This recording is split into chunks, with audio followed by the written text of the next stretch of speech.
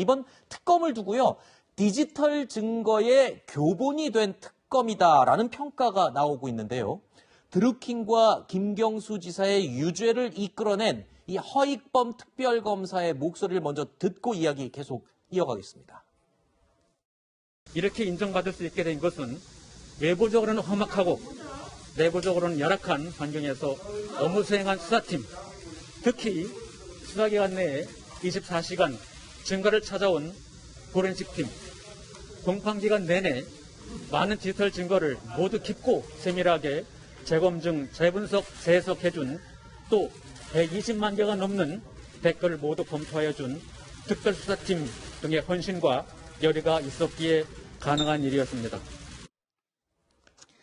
자, 이 허익범 특검팀은요, 2심 재판 과정에서 무려 120만 개에 달하는 관련 댓글들을 전수조사했다고 밝혔습니다. 전수조사. 그러니까 120만 개 댓글을 다 들여다본 겁니다. 그 결과 문재인 대통령에 대해 비판적인 댓글은 전체 댓글의 0.7%인 6천여 개에 불과했다는 사실도 밝혀낼 수 있었다고 하는데, 자, 특히 허익범 특검은요, 포렌식 자격증 시험까지 봤다고 합니다.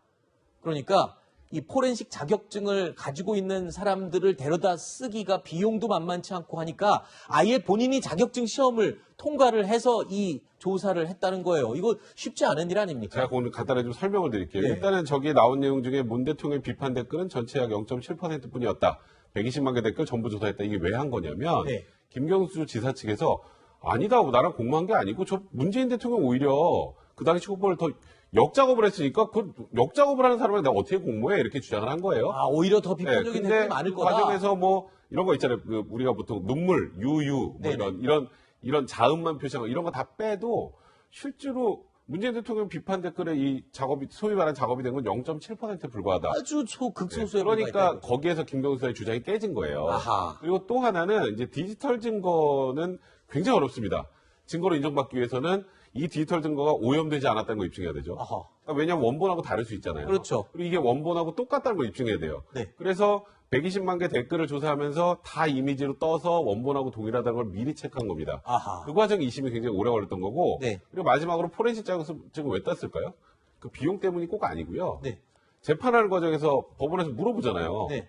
그럼 잘 모르거든요. 사실 검사들이 이게 포렌식에 관련돼서는 잘 알 수가 없어요. 전문가에 맡길 뿐이지 그러면 직접 대답을 해야 되니까. 그러면 이제 거기서 대답을 할 때 저희가 이 부분은 아직 확인을 해봐야 되고 네네. 전문가의 의견을 물어서 다음 기일에 서면을 제출하겠습니다. 이렇게 해야 되는데 거기서 다이렉트로 대답을 해서 재판결을 줄여야 된다고 판단했던 것 같아요.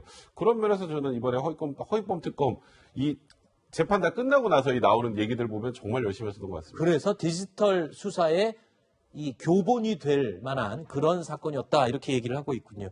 자, 그리고 또 허익범 특검이 문재인 대통령과 김정숙 여사의 이번 사건과의 직접적인 연관성을 밝힐 수 있을지도 지금 관심이 쏠리고 있다는데 전지현 변호사님 어떤 부분입니까 이건? 김정숙 여사와 관련된 부분은 이게 경공모와 관련해서 그 김정숙 여사가 뭐 경공모로 가자 이렇게 얘기를 했던 부분들이 있어요.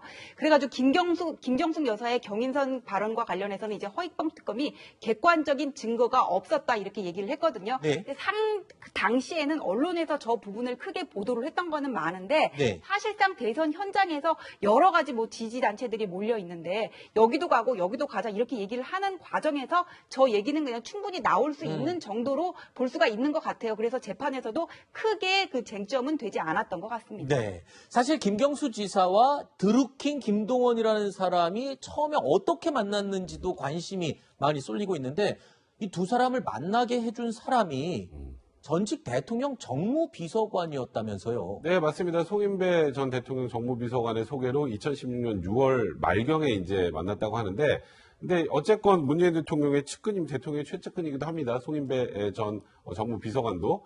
이제 그러다 보니까 결국 이 김경수 지사와 이 드루킹의 이 댓글 관련된 공모 관련한 것이 대통령과 관련 있는 게 아니냐는 얘기가 그 첫 보도 당시부터 많이 나왔어요. 그렇죠. 이제 이런 부분들에 대한 연결고리가 지금 조금 전에 말씀하셨던 것처럼 뭐 문재인 대통령이나 소위 김정숙 여사와 관련성 이 부분은 뭐 수사를 통해서 확인된 것이 아니기 때문에 네. 일단 그 소위 측근들의 연결고리를 통해서 이런 일들이 일어났다 정도는 확인할 수 있는 것 같습니다.